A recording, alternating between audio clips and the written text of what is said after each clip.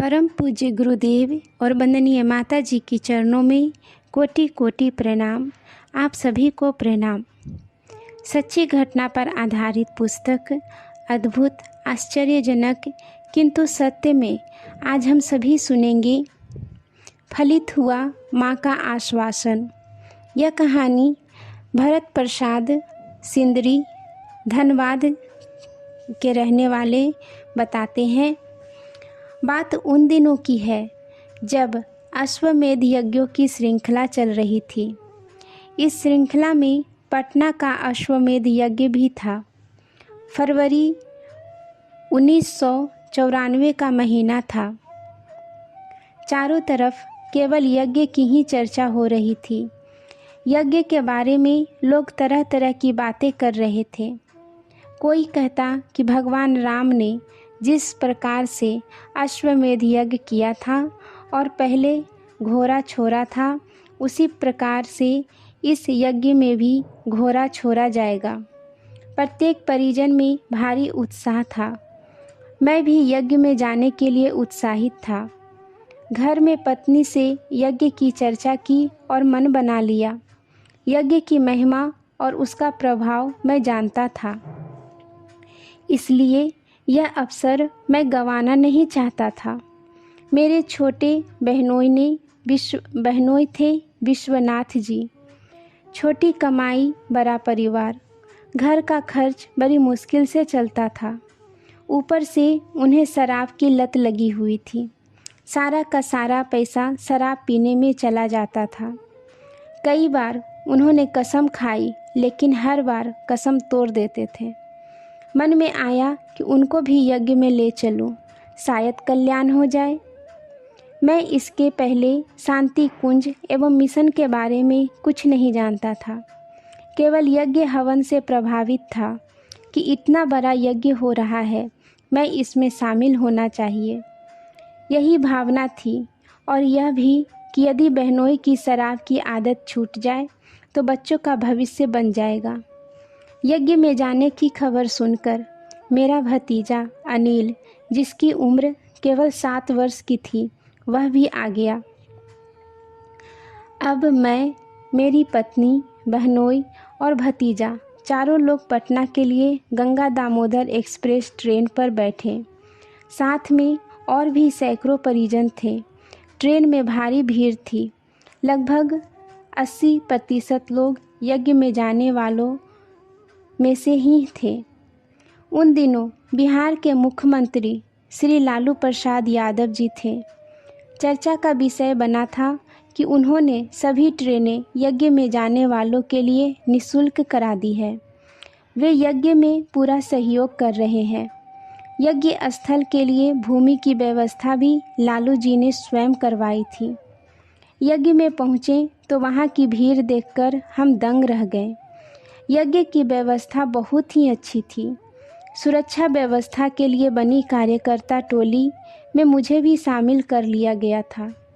इस दायित्व को पाकर मैं फूला नहीं समा रहा था। यज्ञ के दौरान दिए गए सारगर्भित प्रवचनों को सुनकर आत्मा तृप्त हो गई। लालू जी ने भी मंच से लोगों को संबोधित किया। वे अपने अंदाज में कह रहे थे, यह वही स्थान है जहां हम भैंसे चराते थे और मार भात खाते थे। आज बिहार में गायत्री परिवार जैसे मिशन की आवश्यकता है, जो अपने साथ साथ सभी को लेकर चलते हैं। माता जी से मिला तो लगा हमें असली माँ मिल गई है।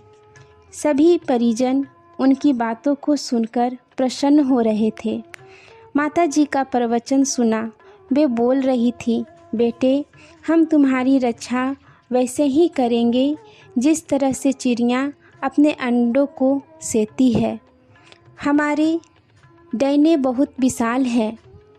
इन शब्दों को सुनकर मैं सोच रहा था कि ऐसा आश्वासन तो कोई बहुत बड़े ऋषि या भगवान ही दे सकते हैं। माता जी के इन शब्दों ने जैसे वहाँ उपस्थित सभी लोगों में नव चेतना का संचार कर दिया था। मैं अपने आप को बहुत सौभाग्यशाली मान रहा था कि ऐसी अवतारी सत्ता का सानिध्य पा सका।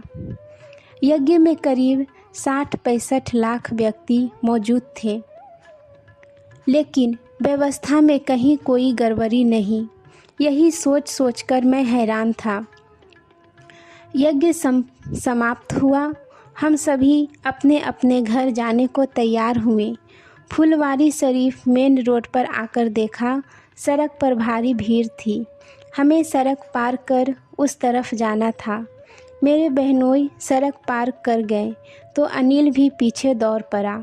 इधर हम कुछ समझ पाते उससे पहले ही तेज गति से आ रही एक एम्बेसडर कार उसके ऊपर से गुजर गई। एक बारगी अंतरात्मा काँप गई। अंदर से एक विकल पुकार उठी, माता जी, यह क्या हो गया? अब मैं किसको क्या मुँह दिखलाऊंगा? कई बातें मस्तिष्क में कौंध गई। बच्चे को खोने का डर तो था ही, अंतर को मथते हुए एक शंका यह भी उठ रही थी कि लोग तरह तरह की बातें करेंगे। माताजी के आश्वासन पर से सभी का विश्वास उठ जाएगा। गाड़ी जाने के बाद हम लोग सहमते हुए आगे बढ़े। देखा बच्चा बेहोश पड़ा था। चारों ओर से सहानुभूति के स्वर सुनाई पड़ रहे थे, पर उधर ध्यान देने का वक्त नहीं था। बच्चे को गोद में उठाकर जल्दी से किनारे ले गया। बच्चे के शरीर पर एक खरोंच तक नहीं लगी थी। किसी ने इस तरफ ध्यान दिलाया तो हमारे आश्चर्य का ठिकाना न रहा। सहसा यकीन ही नहीं हुआ, क्या ऐसा भी संभव है? फिर एक उम्मीद जगी, शायद माताजी की कृपा से ही बच जाए। वहाँ उपस्थित एक भाई ने बताया कि पास ही डॉक्टर का क्लिनिक है, वहाँ ले जाइए। उन्होंने हाथ से इशारा करके दिखाया।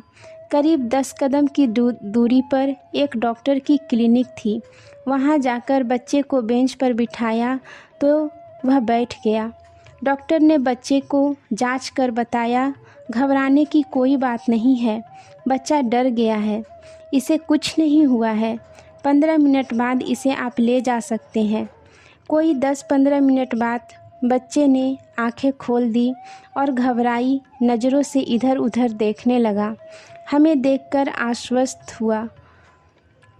हम सबकी आंखों में आंसू छलक आए।